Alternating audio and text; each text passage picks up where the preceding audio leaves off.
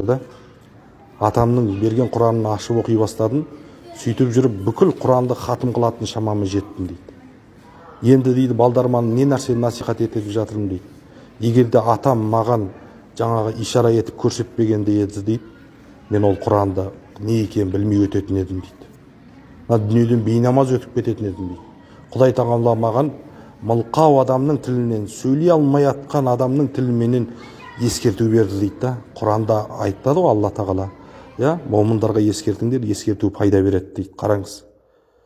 Сол атам мылқау болса да ескертті дейді. Алланың сөзінің құдіретін қарашы дейді. Ескертіңдер деген сөздің астарында не жатыр дейді.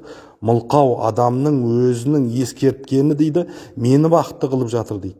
Ал тілі сау адамдар бір-бірін ескертетін болса, ол әрине ол бақыттың ең шыңырау шыңына жетеді ғой ол адам баласы дейді. Қараңызшы.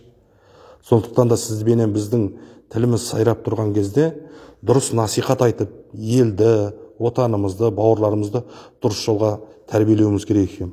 Ол бір. Екінші, мылқау адамның өзі насихат айтып жатыр. Қараңыздар. Жаңа атамның айтқаны, мынандай нәрсені айтып жатыр да, егер де ол маған ескертпегенде еді дейді, мен мына дүниеден Құранның не екенін білмей, Құдайдың не екенін білмей, дәреттің не екенін білмей, жаңағы бақытсыз болып өтетін едім ғой дейді.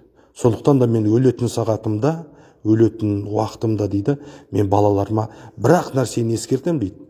Құранды оқыңдар деп ескертем дейді. Қараңыз. Сондықтан да құрметті мұсылман бауырлар, әрқайсымыздың жүрегімізде Құран болу керек екен.